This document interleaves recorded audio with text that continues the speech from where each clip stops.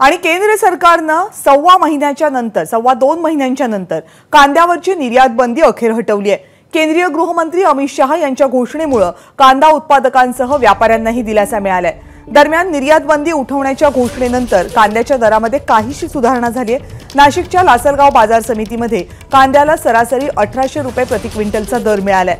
पण सफेद कांदा आणि रोजच्या आहारामध्ये लागणारा लाल कांदा याशिवाय कोणत्या राज्यातून किती कांदा निर्यात केला जाणार याबाबत आदेश न निघाल्यामुळे शेतकऱ्यांमध्ये संभ्रमावस्था कायम आहे।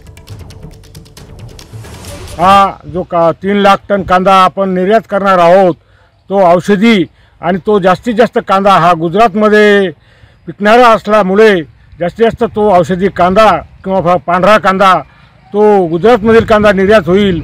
महाराष्ट्रातील विशेषतः नाशिक जिल्ह्यातील कांदा उत्पादक शेतकऱ्यांसाठी जास्तीत जास्त 10 ते 15 लाख टन कांदा जर आपण निर्यात केला भविष्यात तर आपल्या कांदा उत्पादक शेतकऱ्यांना फायदा होईल। गुजरातमधून किंवा महाराष्ट्रातून किती कांदा निर्यात होईल हा प्रश्न वेगळा आहे, परंतु शेतकऱ्यांना जर ह्या बाबतीचा मोबदला द्यायचा असेल तर छोटा मोठा असा कोणताही भेदभाव न करता सर्व निर्यातदारांना ह्या बाबतीत जर समजा त्यांनी परवानगी दिली तर बाजारपेठेमध्ये स्पर्धा होऊन शेतकऱ्यांचा जो अतिशय कमी भावाने विकणारा कांदा होता त्या कांद्याला काही का होईना चांगले बाजार मिळून त्या माध्यमातून त्यांना काही ना काही मदत ह्या केंद्राच्या निर्यात बंदी उठवल्याच्या निर्णयामुळे होईल।